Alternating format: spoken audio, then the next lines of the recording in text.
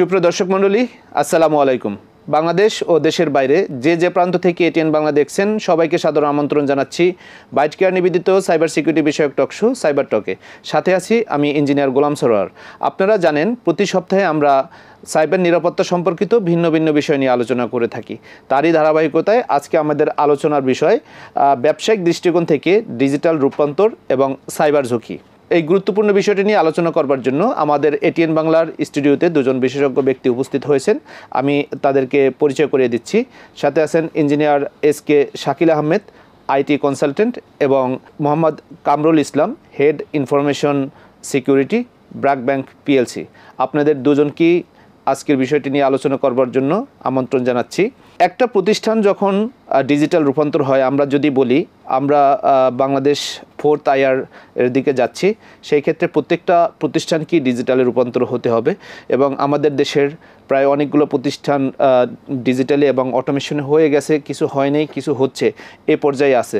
তো সেই ক্ষেত্রে একটা প্রতিষ্ঠান যখন ডিজিটাল ট্রান্সফরমেশনের দিকে যায় তখন তাদের কিছু সাইবার ঝুঁকি তৈরি হয়, এবং এটা কিভাবে হতে পারে। সেই ক্ষেত্রে মিস্টার শাকিল সাহেব যদি বলেন যে আসলে এই ডিজিটাল ট্রান্সফরমেশন জিনিসটা কি ব্যবসা প্রতিষ্ঠানের ক্ষেত্রে। আমাদের প্রথমে এটা নিয়ে কথা বলার আগে আমাদের জানতে হবে আসলে সাইবার ঝুঁকিটা কি, এবং তার সাথে জানতে হবে ডিজিটাল ট্রান্সফরমেশনটা কি। ডিজিটাল ট্রান্সফরমেশনটা আসলে হচ্ছে যে কোনো ব্যবসা প্রতিষ্ঠান বা যে কোনো ম্যানুফ্যাকচারিং কোম্পানি বলেন, সাপ্লাই চেন বলেন, এই যে বিভিন্ন প্রতিষ্ঠানগুলো এবং যে বিভিন্নভাবে যে কর্মযজ্ঞগুলো চলে, এইগুলাকে কম্পিউটারাইজড কোনো একটা মাধ্যমে আরও এফিশিয়েন্টলি এবং আরও সহজভাবে চালিয়ে এবং মুনাফা বেশি যেন আনা যায়, সেটাকেই আমরা আসলে ডিজিটাল ট্রান্সফরমেশন বলি। এবং এই যে বিভিন্ন কোম্পানিগুলোকে আমরা ডিজিটালি ট্রান্সফর্ম করার চেষ্টা করছি বা সবাই করার প্রক্রিয়ার মধ্যে আছি, আমরা এটা করার মাধ্যমে কিছু ঝুঁকি, যেটাকে আমরা সাইবার ঝুঁকি বলছি, এটা একটা ইনভলভমেন্ট চলে আসে। বিকজ আগে যখন আমরা কোনো একটা কার্যক্রম চালাতাম বন্ধ ঘরের মধ্যে, তখন বাইরে থেকে হয়তো ভিতরে কি হচ্ছে সেই জিনিসগুলো দেখা যেত না, কিন্তু যখনই আমরা ডিজিটালি ট্রান্সফার করব তখন এটা কিন্তু একটা ওপেন স্পেসের মধ্যে আমরা চলে আসছি। আমরা ঘরের বিভিন্ন জানালা খোলার মতো, দরজা খোলার মতো কিন্তু আমরা এক একটা ভিতরে প্রবেশের রাস্তা তৈরি করে দিচ্ছি, এবং এই রাস্তা তৈরি করে দেওয়ার মাধ্যমে কিন্তু বাইরে থেকে আমাদের উপরে বিভিন্ন রকম অ্যাটাক হওয়ার সম্ভাবনা তৈরি হয়। সো এই যে বিভিন্ন রকমের অ্যাটাকগুলো তৈরি হয়, এইগুলি আসলে হচ্ছে সাইবার থ্রেট আমরা যেটাকে বলি বাংলায়।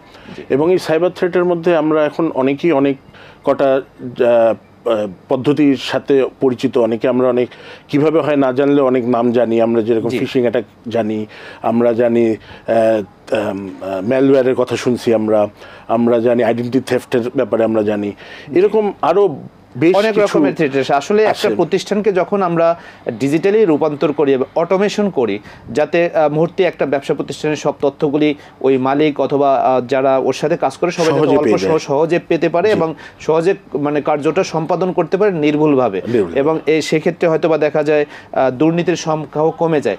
এটা কি আলটিমেটলি আমরা ডিজিটাল ট্রান্সফরমেশন একটা বিজনেসকে বলে থাকি। তো আমরা এটাতে দ্বারা বুঝলাম যে যখনই আমরা ডিজিটাল ট্রান্সফরমেশন হচ্ছে, তো আলটিমেটলি সাইবারের সাথে সংশ্লিষ্ট হচ্ছে, সেই ক্ষেত্রে এই সাইবার নিরাপত্তার একটা বিষয় চলে আসে। তো ডিজিটাল ট্রান্সফরমেশনের সময় সাইবার নিরাপত্তাটার মানে কতটুকু গুরুত্বপূর্ণ বলে মনে করেন, মিস্টার কামরুল সাহেব যদি আলোচনা করেন বিষয়টি নিয়ে। সাইবার সিকিউরিটি কেন গুরুত্বপূর্ণ ডিজিটাল ট্রান্সফরমেশনের সময়? জি, এটা কিছুটা লাইটস আপনাদেরকে শাকিল ভাই বলেছেন, বাট যেহেতু 4th ইন্ডাস্ট্রিয়াল রেভলিউশনের দিকে আমরা যাচ্ছি এবং ডিজিটাল ট্রান্সফরমেশন হবেই, সো ডিজিটাল ট্রান্সফরমেশন হওয়া মানেই কিন্তু আমি সাইবার রিস্কের দিকে ফোকাস হচ্ছি। যেমনটা আপনার ডেটা কিন্তু এখন আর একটা জায়গায় থাকছে না, ডেটাটা এখন ডিস্ট্রিবিউটেড অবস্থায় থাকছেন, সেখানে আপনার ডাটার ভিজিবিলিটি বাড়ছেন, এক্সপোজ বেশি হচ্ছে, সেই সাথে এটার সাথে থার্ড পার্টির ইনভলভমেন্ট বেশি হচ্ছে। সো আমার এখানে এই ডেটার নিরাপত্তা দরকার। সেই সাথে আমার যেটা ভাইয়া বলেছেন অলরেডি, আমি যখন ডিজিটাল ট্রান্সফরমেশন করছি তখন নতুন নতুন প্রযুক্তির সাথে কিন্তু আমি সংযোজিত হচ্ছি, যেমন cloud computing, mobile platform, IoT devices. আর এগুলো মানেই কিন্তু আমি অ্যাটাকারদের কাছে আরও বেশি এক্সপোজ হয়ে যাচ্ছি এবং অ্যাটাকের এন্ট্রি পয়েন্ট তৈরি করছি, যেটা অ্যাটাক সার্ফেসকে ইনক্রিজ করছে। এবং এই অ্যাটাক সার্ফেসটাকে রিডিউস করার জন্য, আমাদের এই রিস্কটা ম্যানেজমেন্ট করার জন্য cyber security is very crucial আমি মনে করি। এছাড়া আমার যে সমস্ত কনফিডেন্সিয়াল ইনফরমেশনগুলো আমরা প্রসেস করে থাকি during the digital transformation, like আপনার ইন্টেলেকচুয়াল প্রপার্টি হতে পারে, কোম্পানির ফিনান্সিয়াল রেকর্ড হতে পারে, কাস্টমারের ডেটা হতে পারে, সেগুলো প্রোটেক্ট করা কিন্তু সেক্ষেত্রে একটা বিষয় হতে পারে, যখন একটা প্রতিষ্ঠান ম্যানুয়াল পদ্ধতি থেকে ডিজিটালে রূপান্তর হচ্ছে তখন ওই প্রতিষ্ঠানের সাথে অনেক নতুন নতুন লোক কানেক্টেড হয় এবং কাজ করে, যেমন ভেন্ডর হতে পারে এবং ডেটা এন্ট্রি হতে পারে, কারণ এই ম্যানুয়াল থেকে তো ডিজিটাল রূপান্তর করতে হলে এন্ট্রি করতে হবে। তো এই ক্ষেত্রে কিন্তু ডাটা লিকেজ হতে পারে, অথবা দেখা যাচ্ছে যে যখন আমরা মানে রূপান্তরে যাচ্ছি, ট্রান্সফরমেশন হচ্ছে, ওই মুহূর্তে হয়তো বা আমাদের সিকিউরিটি ভালনারেবল থাকতে পারে, টেস্টিং পর্যায়ে থাকে। এজন্য আসলে একটা ট্রান্সফরমেশনের সময় সাইবার নিরাপত্তা বিষয়টা আগে ভাবতে হবে, কারণ আমার নিরাপত্তা যদি আগে না ভাবি, ট্রান্সফরমেশনের পরে নিরাপত্তা দিতে গেলে অনেক ডাটা লিকেজ হওয়ার সম্ভাবনা থেকেই যায়। ধন্যবাদ মিস্টার কামরুল সাহেব। এরপর যদি বলি, এই যেহেতু আমরা বলছি যে ডিজিটাল ট্রান্সফরমেশনের ক্ষেত্রে সাইবার ঝুঁকি হয়েই থাকতে পারে, তো সেই ক্ষেত্রে কি কি ধরনের ঝুঁকির সম্ভাবনা রয়েছে বলে মনে করেন মিস্টার শাকিল আহমেদ সাহেব? প্রথমেই আমাদেরকে আসলে কোনো একটা ডিজিটাল ট্রান্সফরমেশন যাওয়ার আগে আমাদের একটা পলিসি তৈরি করতে হবে, এবং এই পলিসি একটা হোলিস্টিক পলিসি হতে হবে এবং টপ ডাউন অ্যাপ্রোচ হতে হবে, যেখানে আসলে কোম্পানি বা কোনো একটা প্রতিষ্ঠানের একদম উপর থেকে নিচ পর্যন্ত সবাইকেই এটা ওন করতে হবে। আমরা যদি আসলে জিনিসটাকে ওন না করি এবং আমরা কি করছি এটা যদি সম্বন্ধে আমাদের ধারণা না থাকে, তাহলে কিন্তু পুরো কার্যক্রমটাই একটা মানে বিফলের দিকে এগিয়ে যাওয়ার সম্ভাবনা থাকবে। এবং এইটা করার সময় অবশ্যই আমাদেরকে মাথায় রাখতে হবে যে আমরা কোন কোন জিনিসগুলোকে আসলে ডিজিটালি ট্রান্সফর্ম করব। আগে আমরা যেরকম খাতার মধ্যে কোনো একটা লেজার লিখতাম, এখন এটা যেহেতু কম্পিউটারাইজড হয়ে যাবে এবং একটা ডেটা সেন্টারে থাকবে, এই ডেটা সেন্টারের সাথে আমি কার অ্যাক্সেস দেবো এবং এই ডাটার উপরে আমার কোম্পানির কার আসলে অ্যাক্সেস থাকবে, কে দেখতে পাবে, কে এটাকে ম্যানিপুলেট করতে পারবে, কে এগুলোকে ডিলিট করতে পারবে, এই সবগুলো জিনিসকেই কিন্তু আমাদেরকে মাথায় রাখতে হবে। সেক্ষেত্রে আমাদের থ্রেটটা কি? এই ক্ষেত্রে থ্রেট হচ্ছে, যেহেতু আমরা এটা আগে একটা খাতার মধ্যে থাকতো, সেই খাতাটাকে পাওয়ার জন্য আমাদেরকে সেই খাতা পর্যন্ত পৌঁছাতে হতো, এখন এটা একটা ডাটা সেন্টারে থাকছে এবং ডাটা সেন্টারটা যদি কোনোভাবে ইন্টারনেট দ্বারা এক্সপোজ থাকে, যেটা অবভিয়াসলি এখনকার দিনে থাকতেই হবে, সো এটা কিন্তু এক্সপোজারটা কিন্তু সারা ওয়ার্ল্ড ওয়াইড যে কোনো জায়গা থেকে, যে কোনো আপনার প্রান্ত থেকে কিন্তু এখানে কানেক্টেড থাকলে সে কিন্তু, যদি আপনার এখানে প্রপার অ্যাক্সেস রাইট দেওয়া না থাকে, তাহলে কিন্তু সে ডাটা পর্যন্ত পৌঁছে যাওয়ার সুযোগ আছে। এবং অনেক সময় প্রপার অ্যাক্সেস রাইট দিয়ে থাকার পরেও বিভিন্ন রকম ম্যালওয়্যার বা বিভিন্ন রকম ভাইরাস অথবা বিভিন্ন রকম ব্যাকডোর যেসব সফটওয়্যারগুলো আমরা ইউজ করি তার মধ্যে যদি থাকে, সেইগুলোর মাধ্যমেও কিন্তু অযাচিতভাবে ওই জায়গার অ্যাক্সেস নিয়ে নেওয়া সম্ভব। এবং এই সব ক্ষেত্রে কিন্তু এই ডেটাগুলা উপরে এবং এসকিউএল ইনজেকশনও সম্ভব। এই সব কারণেই কিন্তু এইগুলাকে প্রোটেক্ট করার একটা বিরাট কর্মযোগ্যের একটা ব্যাপার আছে। যে কোনো একটা জিনিস আমরা যদি গ্রিন ফিল্ডে তৈরি করি, মানে হচ্ছে যেখানে একদমই কোনো কিছু নেই, সেখান থেকে তৈরি করি, যেটা যত সহজ হবে। যখনই আমরা ট্রান্সফরমেশন বলি তখন কিন্তু এটা ব্রাউন নতুন রূপে যাচ্ছি এবং আমরা একটা সাজানো গুছানো জায়গা থেকে আমরা আরেকটা জায়গায় যাচ্ছি, যেটা কিন্তু পুরা গ্রাউন্ড আপ তৈরি হচ্ছে না, এটা কিন্তু তৈরি জিনিসকে আমরা চেঞ্জ করে যাচ্ছি। এই জায়গার মধ্যে কিন্তু সিকিউরিটি দেওয়া বা যে কোনো কিছু করা খুব ডিফিকাল্ট, অসম্ভব না, বাট ডিফিকাল্ট।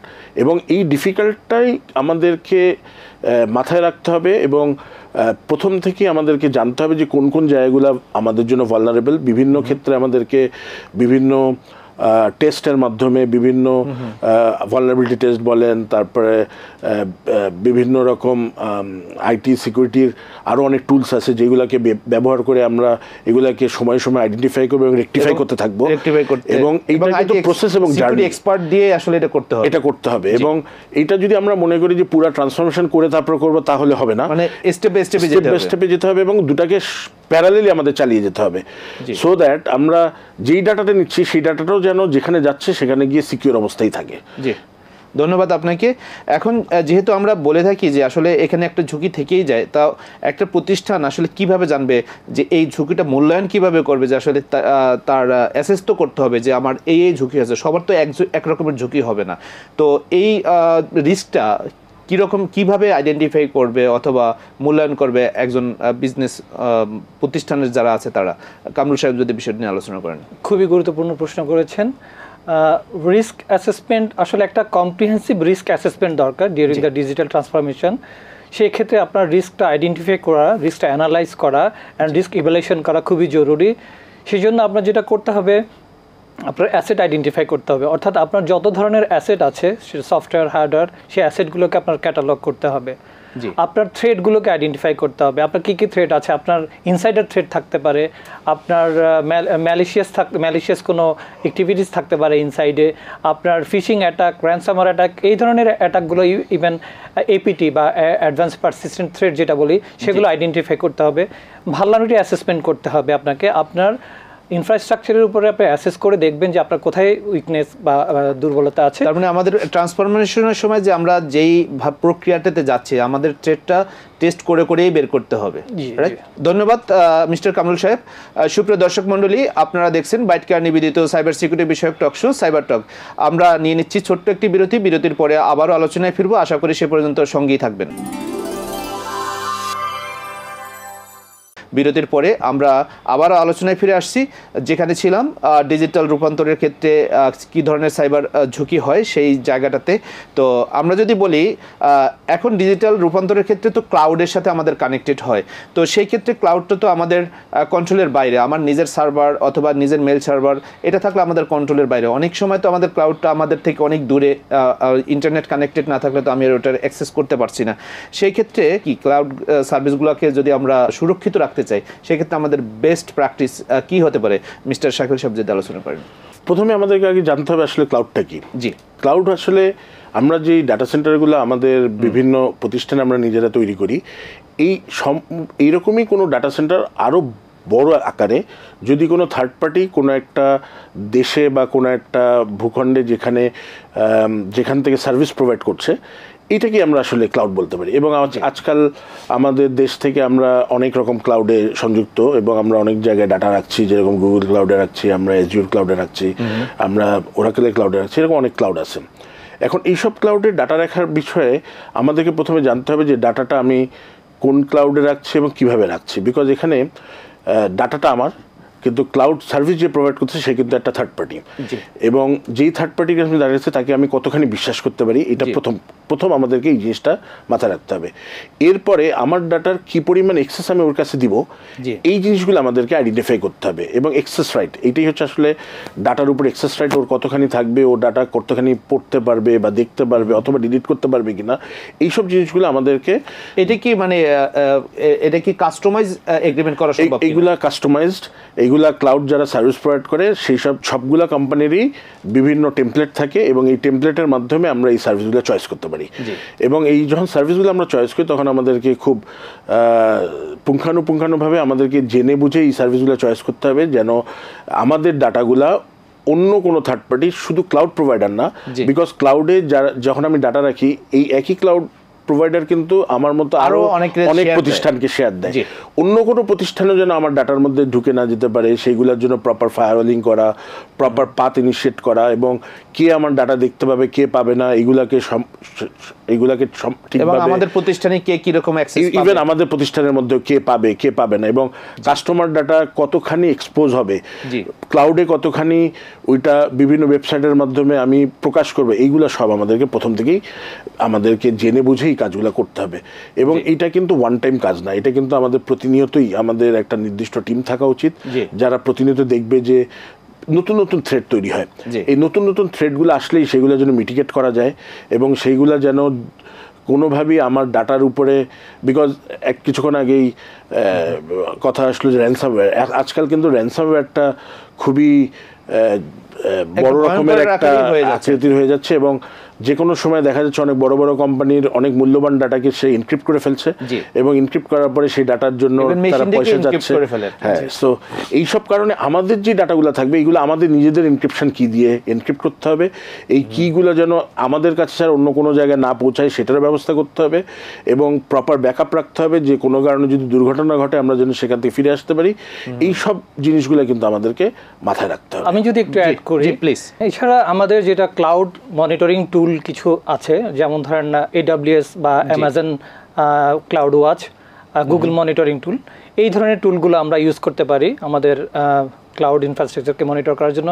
এছাড়া NIST ফ্রেমওয়ার্কে কিংবা CIS বা যেটাকে ক্লাউড সিকিউরিটি অ্যালায়েন্স, এখানে স্পষ্ট করেই ক্লাউড কম্পিউটিংয়ের জন্য আমরা কী কী সিকিউরিটি মেশার নেওয়া উচিত, কন্ট্রোল নেওয়া উচিত, সেগুলো বলে দেওয়া আছে। সেক্ষেত্রে আমাদের সিকিউরিটি অপারেশন সেন্টার SOC-এর কোনো ভূমিকা আছে কিনা? জি, অবশ্যই আমাদের SOC-এর ভূমিকা আছে। SOC এখানে 24/7 SOC মনিটর করতে পারে, থ্রেট অ্যানালাইসিস করতে পারে, প্রেডিক্টিভ থ্রেট হান্টিং করতে পারে, সো দ্যাট মানে আমরা যেন এই রিস্কটা কমাতে পারি, রিডিউস করতে পারি, কিংবা কোনো অ্যালার্ট আসলে আমরা সেই হিসাবে অ্যাকর্ডিংলি আমরা অ্যাকশন নিতে পারি।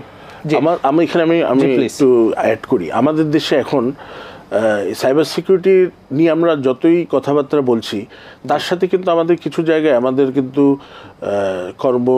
যে বিভিন্ন কর্মযোগ্য আছে সেটা করার জন্য কিন্তু আমাদের শিক্ষিত একটা ওয়ার্কফোর্স দরকার, যেই ওয়ার্কফোর্সটা আসলে এই সাইবার সিকিউরিটি সম্বন্ধে জানে এবং বিভিন্ন SOC চালানোর জন্য যেই পরিমাণ লোক দরকার এগুলো সম্বন্ধে লোক আমাদের তৈরি করতে হবে। এবং এইটাতে আমরা যখন লোক নেওয়ার চেষ্টা করি, আমরা দেখছি যে আমাদের অনেক জায়গায় আমরা ঠিক সুবিধাজনক লোক পাচ্ছি না। এবং এই ক্ষেত্রে ট্রাস্টের একটা বিষয় আছে, মানে এবং বিষয় যেরকম আছে, ইথিক্যালের জায়গাটার একটা বিষয় এটা তো অবশ্যই আছে। তার সাথে এই জিনিসগুলো সম্বন্ধে আসলে আমাদের ইউনিভার্সিটি লেভেলেই আমাদেরকে আরো সোচ্চার হতে হবে এবং ওইখান থেকেই যেন ছেলে মেয়েদেরকে আমরা এগুলো শিখিয়ে আনতে পারি, যেটা এবং আমাদের এইসব জবগুলো কিন্তু ভ্যাকেন্ট। আমরা কিন্তু বিভিন্ন সময় অ্যাডভার্টাইজ দিয়েও কিন্তু আমরা ঠিকমতো মানে ওই পর্যাপ্ত স্কিল পাওয়াটা মুশকিল হয়ে যাচ্ছে। একটা জিনিস হলো, এখন আর সিকিউরিটিকে মানে এক্সট্রা বিউটি বলা যাবে না, এটা নেসেসারি। সিকিউরিটি এখন একেবারে প্রয়োজন হয়ে পড়েছে আমাদের ডে টু ডে লাইফে। যেহেতু আমরা এই ডিজিটাল রূপান্তরে যাওয়ার সময় আসলে আর্টিফিশিয়াল ইন্টেলিজেন্স আমাদের AI সব কিছুর সাথেই জড়িত হয়ে যাচ্ছে, তো সেই ক্ষেত্রে আমাদের এই আর্টিফিশিয়াল ইন্টেলিজেন্স নিরাপত্তা বাড়ানোর জন্য কোনো হেল্প নিতে পারি কিনা আর্টিফিশিয়াল ইন্টেলিজেন্স থেকে, বিষয় নিয়ে কামরুল সাহেব যদি আলোচনা করেন। জি, অফকোর্স আর্টিফিশিয়াল ইন্টেলিজেন্স আমাদের আমাদের থ্রেট আইডেন্টিফিকেশন, থ্রেটের রেসপন্স, এগুলোতে আমাকে হেল্প করে, আমাকে বেটার সিকিউরিটি ম্যানেজমেন্টে হেল্প করতে পারে। যেমন ধরেন আপনার আমাদের হচ্ছে যে অ্যাডভান্স থ্রেট প্রেডিকশান কিংবা ডিটেকশানে AI আমি ইউজ করতে পারি।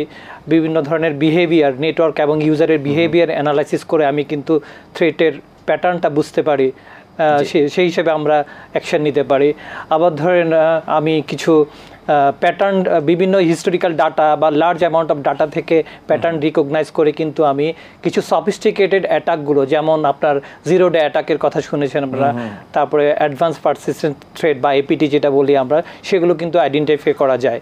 এছাড়া AI কিন্তু অনেক আপনার বিভিন্ন সোর্স থেকে ডাটা নিয়ে কোরিলেট করে আমাকে সিকিউরিটি ল্যান্ডস্কেপ নিয়ে একটা কম্প্রিহেন্সিভ ভিউ দিতে পারে, যে হিসেবে আমি কিন্তু আমার সিকিউরিটি মেজার্সগুলোকে আমি সেইভাবে প্রায়োরিটাইজ করতে পারি এবং এভাবে আমি একটা better security management build up করতে পারি। এছাড়া আপনার হচ্ছে যে আমাদের বিভিন্ন সিকিউরিটি যে কন্ট্রোলগুলো, সেগুলো অপটিমাইজ করতে আমাদেরকে AI হেল্প করতে পারে। সেই সিকিউরিটিগুলো এনফোর্স করতে, আমাদেরকে কন্ট্রোলগুলো এনফোর্স করতে AI আমাদেরকে হেল্প করতে পারে। এবং রিস্ক ম্যানেজমেন্টে সে প্রেডিক্টিভ অ্যানালাইসিস করে আমাদেরকে রিস্ক ম্যানেজমেন্টের জন্য AI আমাদেরকে যথেষ্ট হেল্প করতে পারে। জি, ধন্যবাদ আপনাকে। শাকিল সাহেব, যদি আমাদেরকে বলেন আসলে একটা প্রতিষ্ঠান সাইবার রিস্কটা মানে কমানোর জন্য কি করতে পারেন? সাইবার রিস্ক থেকে কমানোর জন্য আমাদের প্রথম যে কাজটা করতে হবে, আমাদের প্রপার পলিসি থাকতে হবে। জি, পলিসি থাকতে হবে। পলিসিটাকে এটা প্রত্যেকটা প্রতিষ্ঠানে ইন্ডিভিজুয়াল পলিসি, কোম্পানির জন্য আলাদা আলাদা পলিসি হতে হবে। এবং যেরকম একটা শিক্ষা প্রতিষ্ঠানের পলিসি একটা ব্যবসা প্রতিষ্ঠানের সাথে মিলবে না, সো প্রত্যেকেরই কাজের ধরন ভিন্ন এবং প্রতিটি ভিন্ন কাজের ধরন অনুযায়ী ভিন্ন পলিসি আসতে পারে। কিছু কমন ফ্যাক্টর থাকবে, বাট যেই ভিন্ন জিনিসগুলো আছে এগুলা ম্যান্ডেটরি, এগুলাকে রাখতেই হবে। এবং এইগুলো শুধু থাকলে হবে না কাগজ কলমে, এইগুলো আমাদেরকে প্র্যাকটিসের মধ্যে আনতে হবে। এবং প্র্যাকটিসের মধ্যে আনতে হবে মানে হচ্ছে যে আমরা প্রথমে গিয়ে অফিসে যেতাম, আমরা দরজা খুলে ঢুকে যেতাম, এখন আমরা কার্ড সিস্টেম ইউজ করছি। যতক্ষণ না পর্যন্ত আমার আইডেন্টি প্রুফ না হচ্ছে তখন ঢুকতে পারছি না।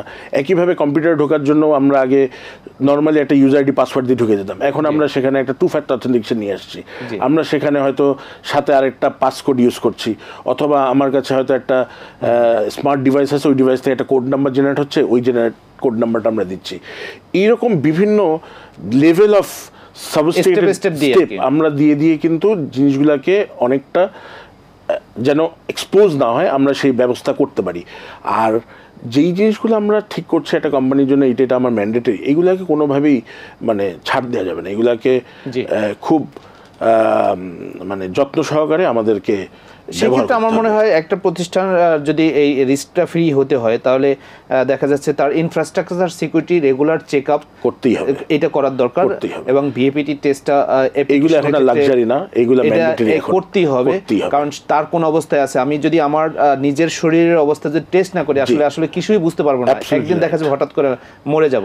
ঠিক একইভাবে ম্যালওয়্যারগুলো যেটা করে অ্যাপ্লিকেশন সবকিছুতে, ম্যালওয়্যারগুলো যেটা করে এখন আমরা বিভিন্ন জায়গায় আমরা দেখি যে একটা ম্যালওয়্যার 20 থেকে 25 দিন থেকে শুরু করে প্রায় 2.5-3 মাস পর্যন্ত ঘুমন্ত অবস্থায় থাকে, এবং হঠাৎ করে ওটা একদিন অ্যাক্টিভেট হয়ে উইদিন ফিউ আওয়ার্স পুরো কোম্পানিকে কিন্তু ধস নামায় দেখতে হবে। ধন্যবাদ মিস্টার শাকিল সাহেব।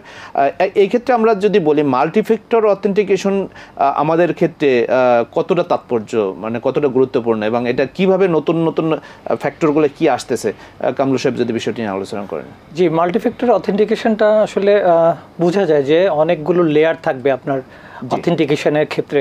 তো মাল্টিফ্যাক্টর অথেন্টিকেশনটা আপনার আপনি যখন একটা এক্সট্রা লেয়ার ইনফোর্স করতেছেন যাতে করে আপনার ক্রেডেনশিয়ালটা কম্প্রোমাইজ না হয়। এখন তিনটা শব্দ আমরা জানি যে something you know, that is password, something you have like token, and something you are like আপনার রেটিনা হতে পারে, আপনার থাম্ব ইমপ্রেশন হতে পারে, আপনার ফেস হতে পারে। সো এই তিনটা আসলে কম্বাইন করে কিন্তু মাল্টিফ্যাক্টর অথেন্টিকেশন হয়। মানে আমি একাধিক অথেন্টিকেশন ইউজ করব টু গেট ক্রেডেনশিয়াল বা টু গেট অথেন্টিকেটেড। রাইট। এখন এইটা আমাদের জন্য অত্যন্ত জরুরি, বিকজ এখন আর দেখেন, আমি যদি বলি একটা 2023 এবং 2024-এর ডাটা ব্রিচ ইনভেস্টিগেশন রিপোর্টে দেখা গিয়েছে আমাদের সাইবার অ্যাটাকের 50% অ্যাটাক হচ্ছে আপনার ক্রেডেনশিয়াল কমপ্রোমাইজ থেকে হচ্ছে। হ্যাঁ, আমাদের ইউজার পাসওয়ার্ড, আমরা পাসওয়ার্ডগুলো শেয়ার করে থাকি, ওটিপি বাইপাস হয়ে হচ্ছে। হ্যাঁ, সো এই জন্য আমার 3 লেয়ারের অ্যাটলিস্ট 3 লেয়ারের অথেন্টিকেশন আমাদের জন্য খুবই জরুরি টু রিডিউস দিস রিস্ক। জি, ধন্যবাদ আপনাকে। আপনাদের দুজনকেই অনেক অনেক ধন্যবাদ আজকের এত সুন্দর আলোচনা করবার জন্য। আশা করি আবারও দেখা হবে। সুপ্রিয় দর্শক মণ্ডলী, আপনারা এতক্ষণ উপভোগ করলেন বাইট কেয়ার নিবেদিত সাইবার সিকিউরিটি বিষয়ক টক শো সাইবার টক। আসলে আমাদের ডিজিটাল রূপান্তরের ক্ষেত্রে, ডিজিটাল ট্রান্সফরমেশনের ক্ষেত্রে আমাদের যেরকম সচেতন হতে হবে এবং আমাদের কি কি প্রবলেমগুলি আছে এবং কিভাবে আমরা সিকিউরলি করতে পারবো, সেই বিষয়ে আমাদের সিকিউরিটি বিশেষজ্ঞর মাধ্যমেই আমাদের কাজগুলি করতে হবে। না হয় আমরা বিজনেসে অনেক ক্ষতির সম্মুখীন হতে পারি, এবং পরবর্তীতে আমাদের ডিজিটাল ইনফ্রাস্ট্রাকচার এবং আমাদের অ্যাপ্লিকেশন যেগুলি আছে সেগুলি রেগুলার চেক আপ রাখতে হবে। মানুষের বডি যেরকম চেক আপ করে সেরকমই চেক আপ করতে হবে। আদারওয়াইজ যদি আমাদের অ্যাপ্লিকেশনের ভিতরে অথবা ইনফ্রাস্ট্রাকচারের ভিতরে কোনো ম্যালওয়্যার ঢুকে যায়, তো সেই ক্ষেত্রে আস্তে আস্তে আমাদের বিজনেসটাকে শেষ করে দিতে পারে।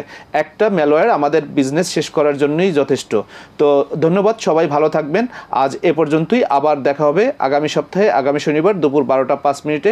সে পর্যন্ত সবাই ভালো থাকুন, সুস্থ থাকুন, সুরক্ষিত থাকুন। আল্লাহ হাফেজ।